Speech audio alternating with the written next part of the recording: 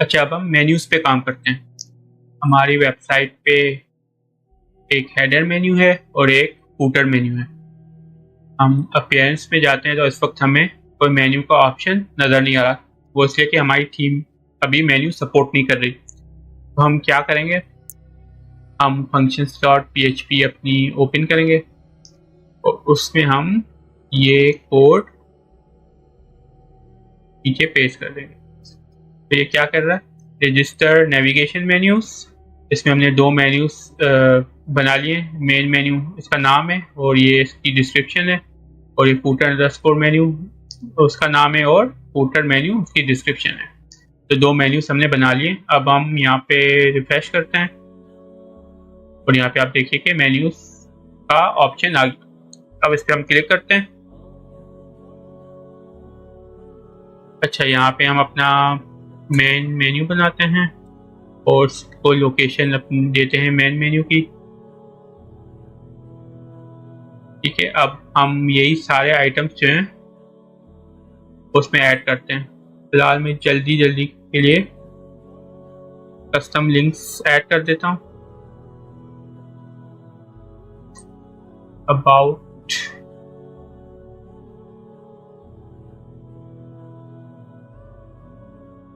फिर हमारा है कॉन्टैक्ट,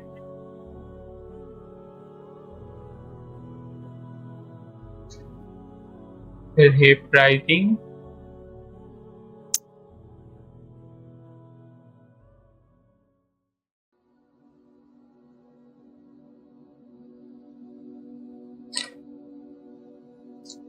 फिर FAQ,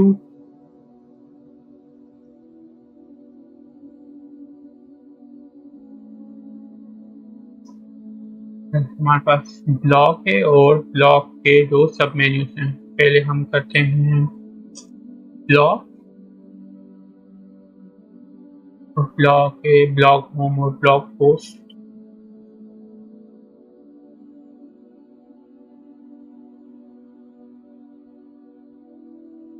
सब मेन्यू है तो इसको हम सब मेन्यू कर देते हैं, ब्लॉग पोस्ट।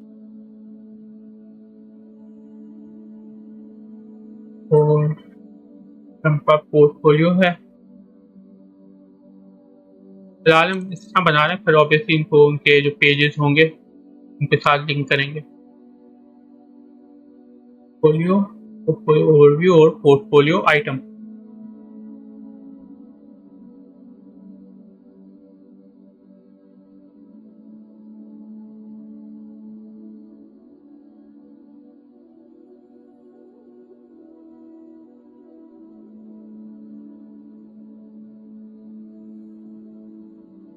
पोर्टफोलियो को भी हमने सब मेन्यू कर दिया, इसको भी सब मेन्यू कर दिया और मेन्यू को हमने सेव कर दिया। ठीक है, मेन मेन्यू हमारा बन गया। अब हम बनाते हैं न्यू मेन्यू फूटर के लिए। तीन ही लिंक्स हैं, इसको हम कहते हैं फूटर मेन्यू की लोकेशन रखते हैं फूटर मेन्यू। उसमें भी हम इसी तरह ऐड करते हैं।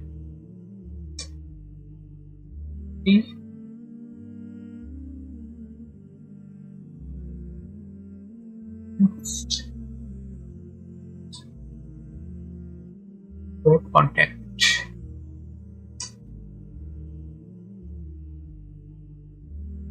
को भी हम सेव कर देते हैं। अच्छा, बैक एंड में तो बन गया, लेकिन फ्रंट एंड में तो वही हमारा हार्ड कोडेड हुए में मेन्यूज। तो यहाँ पे कैसे आएंगे, ये अब हम करेंगे नेक्स्ट लेसन में।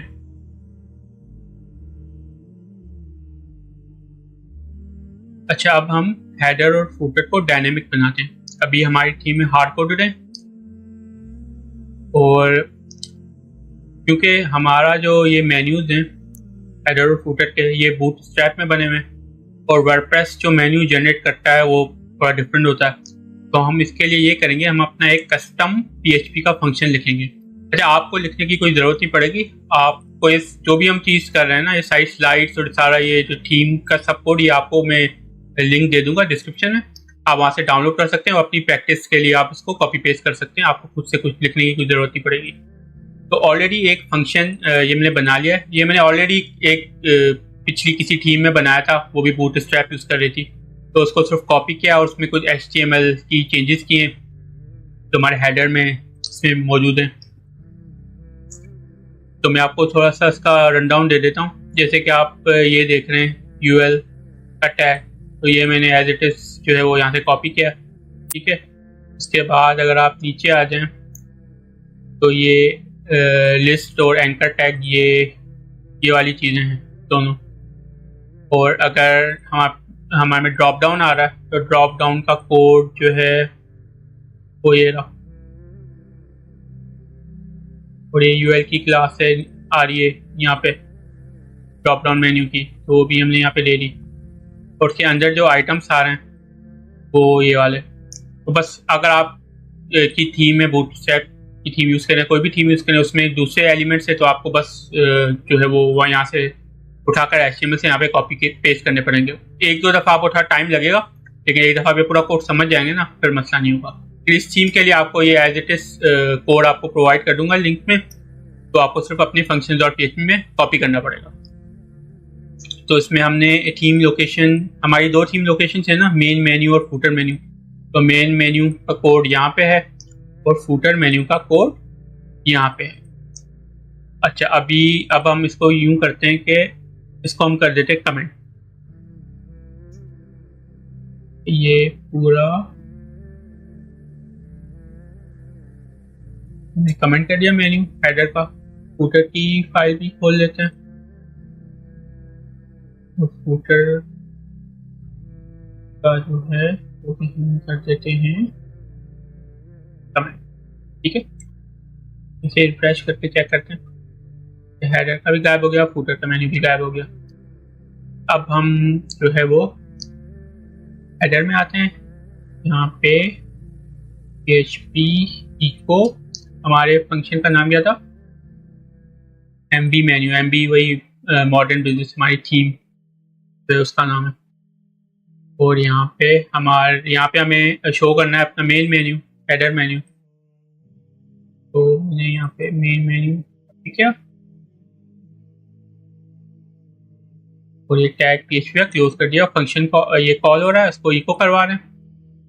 ये इको भी जरूरत नहीं है, यहाँ पे ऑलरेडी इको हो रहा है, हमें बस कॉल करना है फंक्शन, ठीक है। अब हम रिफ्रेश करते हैं, ये हमारा मेन्यू आ गया, ठीक है। ये जो हमने पीछे बनाया था ना अपीयरेंस में से, ये अब वहाँ से आ रहा है। चलिए एक दफ़ा हम यूँ करते हैं, इसको चेंज करके देख लेते हैं। मैं सेलेक्ट करता हूँ और इसको मैं होम 1 कर देता हूँ। चलिए होम 1 आना चाहिए, आ गया, ठीक है। तो मतलब ये हमारा मेन्यू अब डायनेमिक हो गया। इसी तरह हम फूटर पे जाते हैं, फूटर पे वही चीज़ करते हैं, कॉपी करते हैं इसी कोड को। फूटर के मेन्यू का नाम क्या है, फूटर मेन्यू, कॉपी किया, फूटर का मेन्यू, ये फूटर का मेन्यू भी नीचे डायनेमिकली आ गया। इसको भी अगर आपको देखना है तो हम कुछ चेंज करके देख लेते हैं।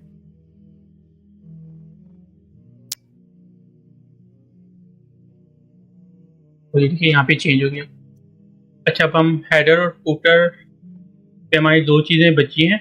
एक तो ये कॉपीराइट का सेक्शन, ये हार्ड कोडेड हुआ हुआ, ऊपर ये स्टार बूटस्ट्रैप, ये टेम्पलेट का नाम हार्ड कोडेड हुआ हुआ। तो इसको अब हम क्या करते हैं, दोनों को हम फिक्स करते हैं। header.php हमने की ओपन, यहाँ पे देखिए index.html हार्ड कोड हुआ हुआ है, इसको हम चेंज कर देते हैं PHP echo _ URL। वर्डप्रेस का फंक्शन है, तो ये क्या करेगा, का URL जो है वो होम पेज जो है उसमें चेंज कर देगा। तो जब हमारा स्टार्ट बूटस्ट्रैप से हम क्लिक करेंगे तो index.html में नहीं जाएगा, ये हमारे जो वर्डप्रेस की वेबसाइट का होम पेज है वहाँ पे जाएगा। इसको भी हम चेंज करते हैं कि हमारी ये यहाँ पे वेबसाइट का नाम दिखा दे, PHP blog info नेम,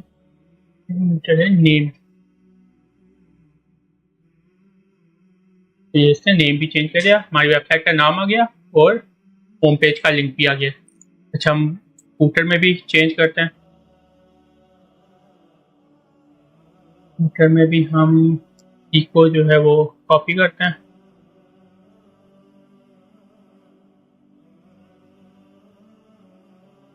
यहाँ पे PHP का फंक्शन होता है डेट का, और डेट क्योंकि हमें ईयर चाहिए सिर्फ, तो बाय ईयर, तो हमने नाम भी और ईयर भी दोनों यहाँ पे हमने डायनामिक कर दिए। इसको रिफ्रेश करते हैं, अब देख सकते हैं यहाँ पे भी हमारी वेबसाइट का नाम आ गया और ईयर भी आ गया। अगर अब नेक्स्ट ईयर जब आएगा तो ये खुद ब खुद 2024 चेंज हो जाएगा, हमें मतलब मैनुअली चेंज करने की ज़रूरत नहीं पड़ेगी। तो मतलब हेडर और फूटर सेक्शन दोनों हो गए हैं। अब हम चलते हैं इस सेक्शन पे, हीरो सेक्शन पे।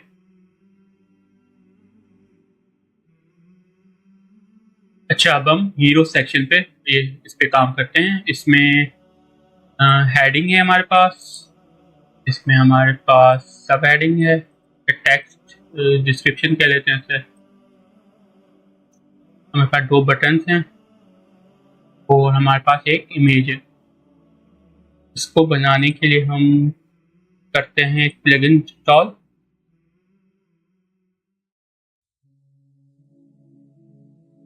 पॉट के नाम से प्लगइन है ये। इसमें कस्टम फील्ड्स भी आपकी होती हैं और आप इसमें से कस्टम पोस्ट टाइप्स भी बना सकते हैं। तो एक ही प्लगइन से आप जो है दो चीज़ें कर सकते हैं। कस्टम पोस्ट टाइप भी हम बनाएंगे इसकी पोर्टफोलियो की, अभी हम कस्टम फील्ड्स जो है उस पर काम कर लेते हैं ये हीरो सेक्शन बनाने के लिए।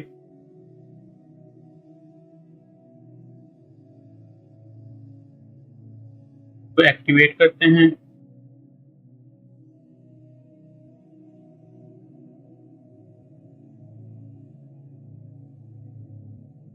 ये एक्टिवेट हो गया। अब हम जाते हैं pot admin, add custom field two pages.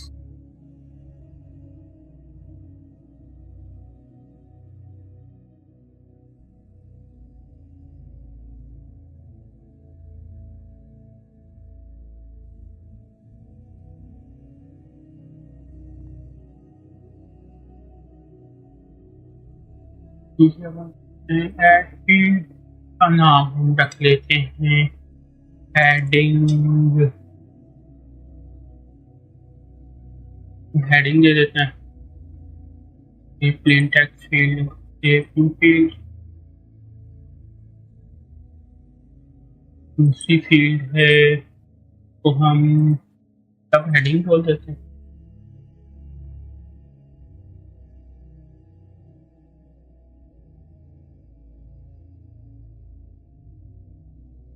तीसरी बटन, दो बटन हैं तो एक को हम कर देते हैं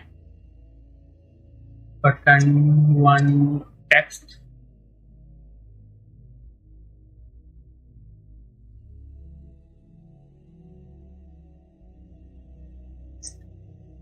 टेक्स्ट के साथ उसका URL भी होगा।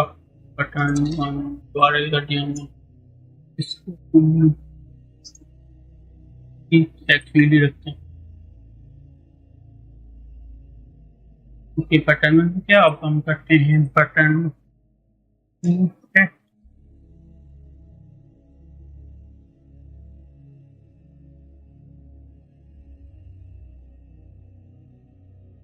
Button to URL।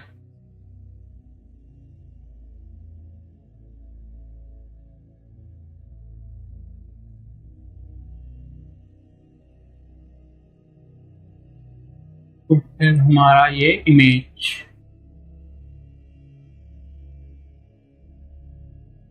राइट, ये हम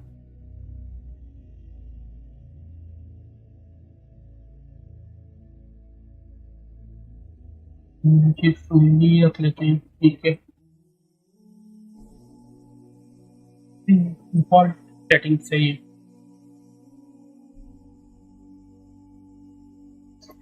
तो ये हमारा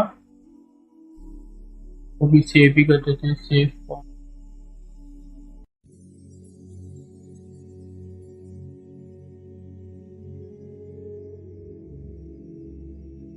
अब हम एक पेज बनाते हैं।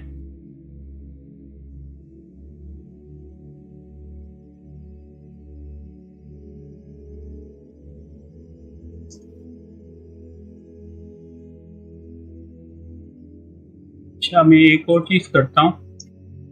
क्लाइंट्स ज़्यादातर मेरे हैं ना, उनको ये वर्डप्रेस का जो नया एडिटर है ना गटनबर्ग, ये इनको काफ़ी परेशान करता है। तो मैं क्लासिक एडिटर ही यूज़ करता हूँ और विजेट्स के लिए भी क्लासिक विजेट्स यूज़ करता हूँ, तो क्लाइंट को काफ़ी से मुश्किल होती है। और हमें जो थीम बनानी है वो क्लाइंट्स के लिए बनाने हैं ना, ताकि वो क्लाइंट को जो ईजी हो यूज़ करने में। ग्राफिक एडिटर मैंने इंस्टॉल कर लिया।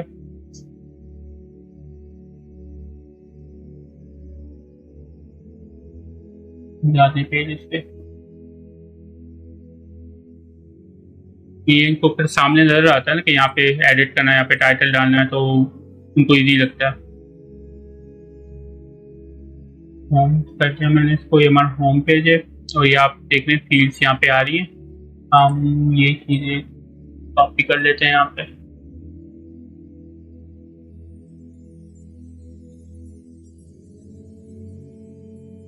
गेट स्टार्टेड है,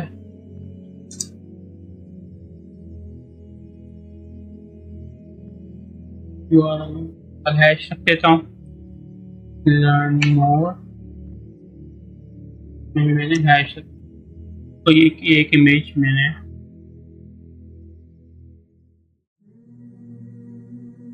डाउनलोड कर लिया है, तो अपलोड करते हैं फाइल। तो ये सारी फील्ड्स हमारी फिल हो गई हैं।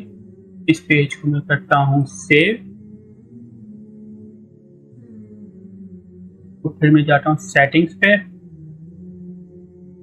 रीडिंग, और यहाँ से मैं होम पेज कर देता हूँ अपना ये होम। अभी तो क्या वही सेम चीज़ें आ रही होंगी, हमने फ्रंट पे जो है वो उसको अभी जो डायनेमिक नहीं किया, वो अब हम करेंगे। अच्छा, अब हम हीरो सेक्शन को डायनेमिक बनाते हैं। तो सबसे पहले हम क्या करते हैं, index.php की जो फाइल है इसको कॉपी करके हम एक नई फाइल बनाते हैं page.php के नाम से। ठीक है, index.php को हम ब्लॉग के सेक्शन के लिए यूज़ करेंगे, ये डिफ़ॉल्ट फाइल होती है। और page.php को हम जो है वो हम जो पेजेस बनाने हैं उसके लिए यूज़ करेंगे। मैंने page.php खोल ली। दूसरा काम हम ये कर रहे हैं, एडर का जो है ना ये सेक्शन, ये हम कॉपी करते हैं।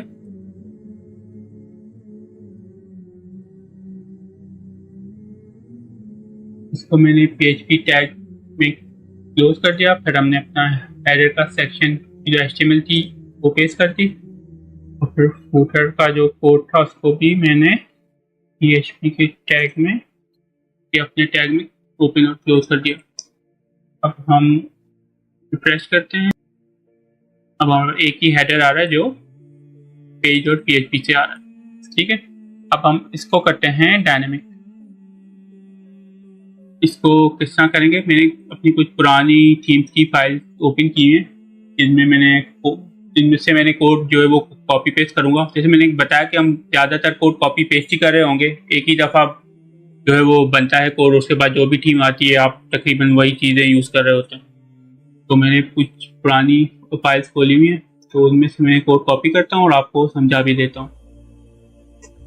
तो ये कोड कॉपी किया। अच्छा, इस लाइन को हम डायनेमिक करते हैं। PHP का टैग मैंने ओपन किया, इको वर्ड फील्ड डिस्प्ले, हमारी फील्ड का नाम क्या था, हेडिंग। ठीक है, मैं रिफ्रेश करता हूँ, तो ये भी पीछे से डायनेमिक जो हमारी है ना ये वैल्यू ये आ रही है। इसको अगर आपको कंफर्म करना है तो इसमें कुछ चेंजेस करके आप देख लीजिए, देखिए 1 आ गया। अच्छा, अब इसी तरह हम बाकी वैल्यूज को भी डायनेमिक करते हैं। इसका था सब हेडिंग, ठीक है, इसका था बटन 1 टेक्स्ट, था बटन 2 टेक्स्ट के URLs भी थे, तो ये हम कर देते हैं बटन 1 URL, ये बटन 2 URL। देखते हैं। अच्छा, अब इसको हम वैल्यूज को चेंज करके देख लेते हैं। मैं ABC कर देता हूँ, इमेज को अभी बाद में करते हैं, इसके बाद चेक करके। रिफ्रेश किया, 1 आ रहा है, यहाँ पे भी 1 आ रहा है, यहाँ पे भी 1, यहाँ पे भी 1, और URL भी आप नीचे देख रहे होंगे ABC लिखा हुआ आ रहा है। तो मतलब ये वैल्यू सब डायनेमिक हो गई। इनको मैं रिवर्ट कर देता हूँ।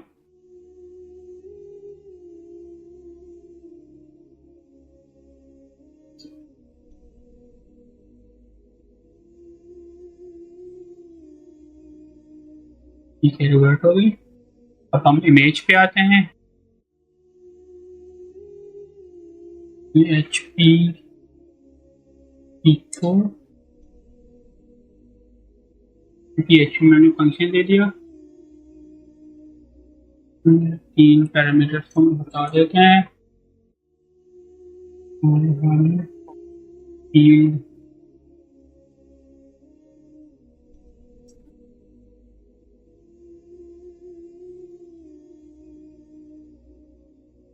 हम फील्ड और हमारा क्या था, राइट इमेज। ठीक है, अब देखते हैं। देखिए, इमेज भी हमारा अपडेट हो गया। तो इस तरह पूरा हेडर का हमारा एक सेक्शन बन गया है। इसमें कुछ और चेंजेस होंगी, क्योंकि अगर आप इंटरनल पेजेस पे देखेंगे तो इनके भी अपने अपने हेडर्स हैं। ठीक है, अब ये हमने पूरे पेज के लिए बनाया, तो ज़्यादा पूरे हर सब पेजेस पे तो नहीं आएगा, सब होम पेज के लिए जो है वो ये यूज़ होगा। तो इसको हम आगे किस तरह करेंगे ये अब हम नेक्स्ट लेसन में देखेंगे।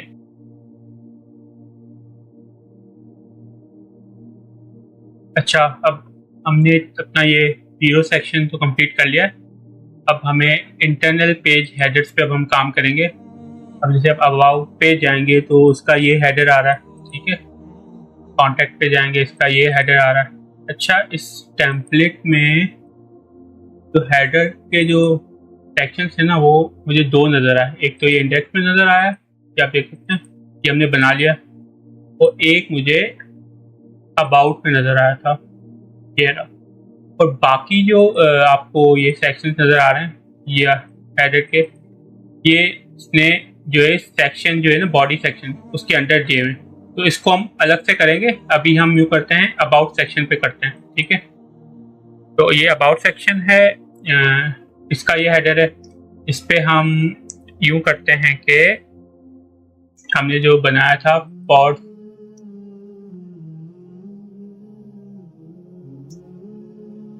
ठीक है, ये एक ग्रुप बनाया था, इसको हम नाम इसका चेंज कर देते हैं। इसका नाम हम दे देते हैं हेडर 1 कर देते हैं, ठीक है। ये रहने देते हैं ऑलरेडी, क्योंकि बन गया ना। तो इसको हेडर 1 कर दिया हमने, और हम एक यहीं पे एक फील्ड भी ऐड करते हैं। इसको कहते हैं इनेबल हेडर 1 क्वेश्चन मार्क दे दिया। इसको हम यस नो का ऑप्शन दे देते हैं, ठीक।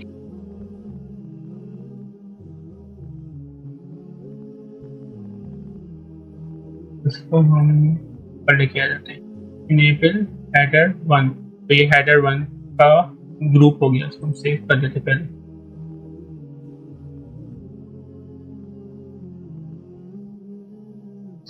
सेव हो गया। अब दूसरा ग्रुप बनाते हैं, इसको हम नाम दे देते हैं हेडर 2। ठीक है, हेडर 2 कर दिया।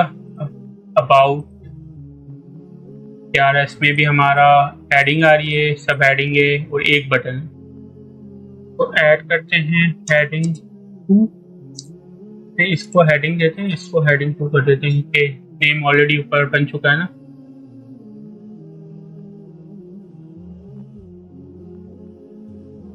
ठीक है, हेडिंग हो गई। फिर हमारी सब हेडिंग है, सब हेडिंग 2।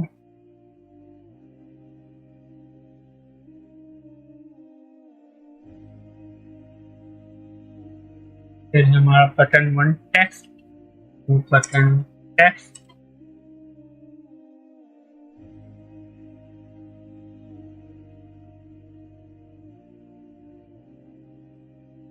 और बटन URL।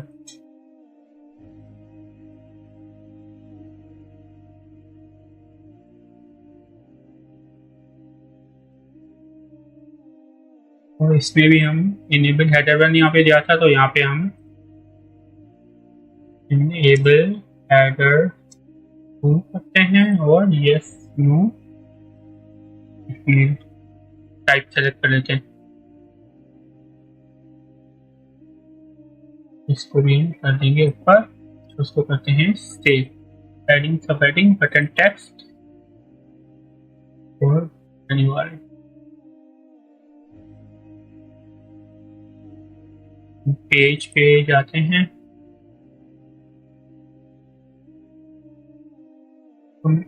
ये अबाउट पेज के लिए कर रहे हैं ना, तो अलग से एक पेज बना देते हैं अबाउट। तो यहाँ पे हेडर 1 आ रहा है, ऑप्शन आने के इनेबल हेडर 2 करना है, हेडर 1 करना है, दोनों भी कर सकते हैं।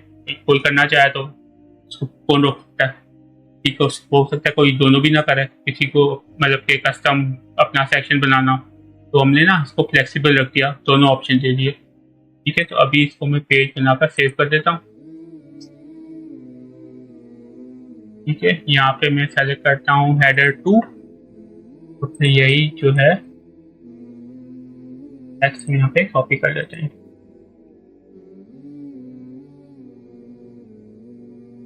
टेक्स्ट से रीडोट स्टोरी,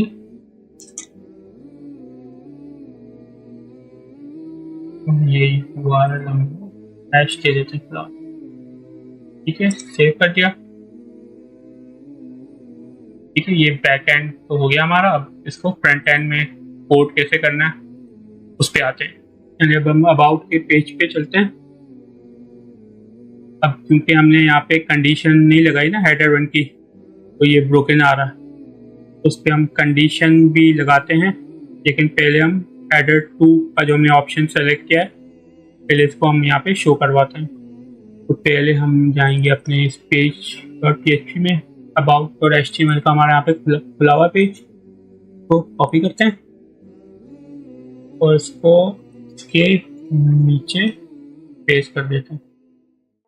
इंटेंडेशन ये कर देता हूँ। ठीक है, ये हो गया। अब यहाँ पे हम कंडीशंस लगाते हैं।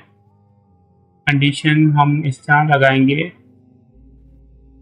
इसको मैं कॉपी करता हूँ, पे पेस्ट करता हूँ, PHP का टैग ओपन किया, if for field display heading, और हमारा क्या था,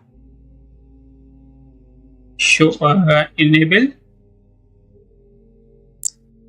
header 1, enable header 1 is equal to yes,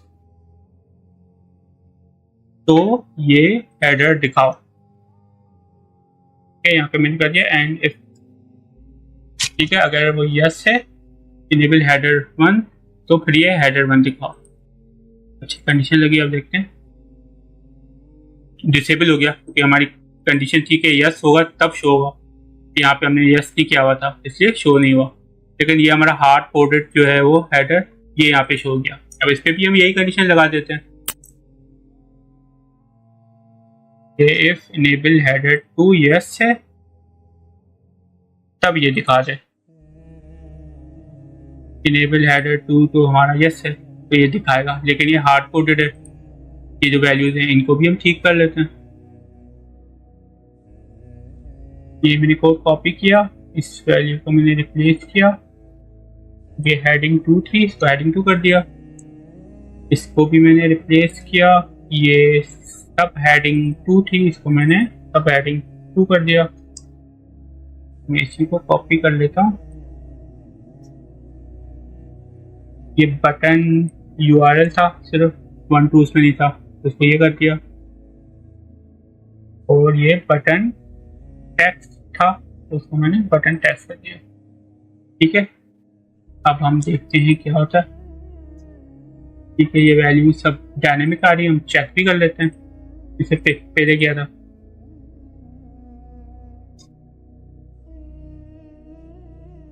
refresh करता हूँ, यहाँ पे 1 1 भी 1 और URL भी आप नीचे देख सकेंगे, यहाँ पे ABC आ रहा है। तो ये भी हमारा दूसरा हेडर भी है, ये भी डायनेमिक हो गया। मैं इसको, अच्छा मैं ये भी ऐसे ही खाली इनेबल करके देखता हूँ। ठीक है,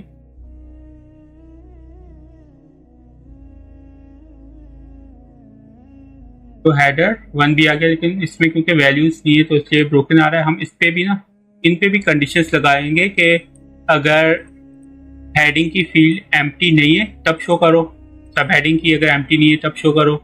इस तरह अगर बटन जो है टेक्स्ट उसमें नहीं है तो बटन शो नहीं करो। तो हम ये भी कर लेते हैं यहीं पे अभी। अच्छा, अब हम इसको कॉपी करते हैं, यहाँ पे इफ कंडीशन ओपन करते हैं,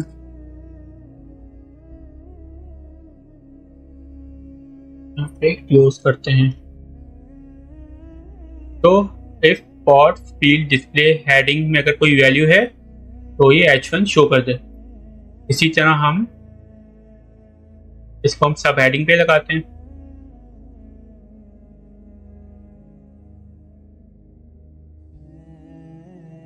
अगर सब हेडिंग में वैल्यू है तो सब हेडिंग शो कर दे। फिर इसी तरह हम इसको बटन्स में भी लगाते हैं और इमेज पे भी लगाते हैं।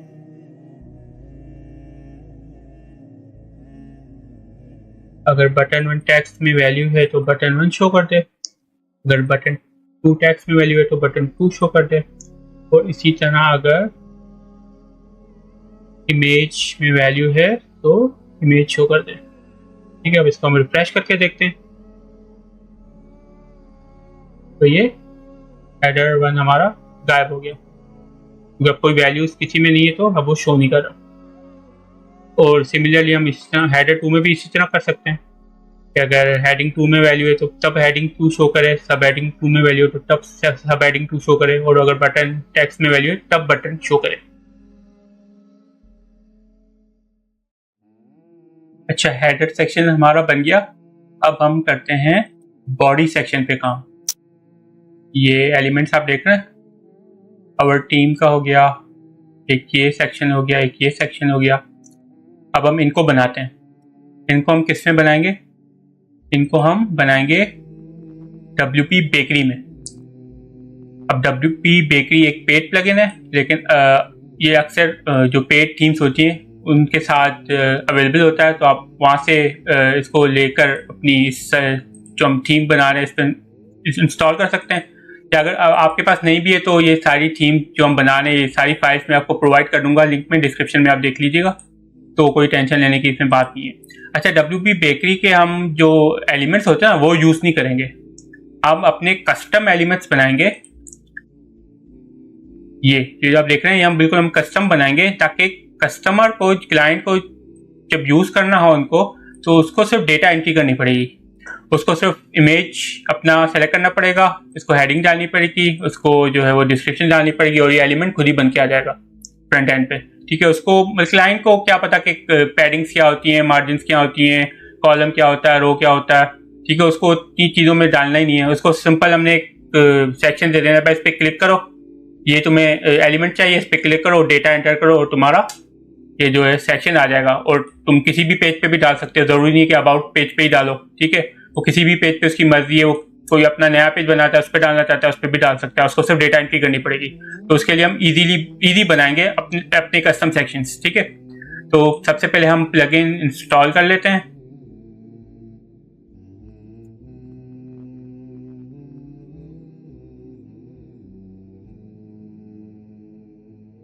डेस्कटॉप पे पड़ा हुआ है तो मैंने ड्रैग किया,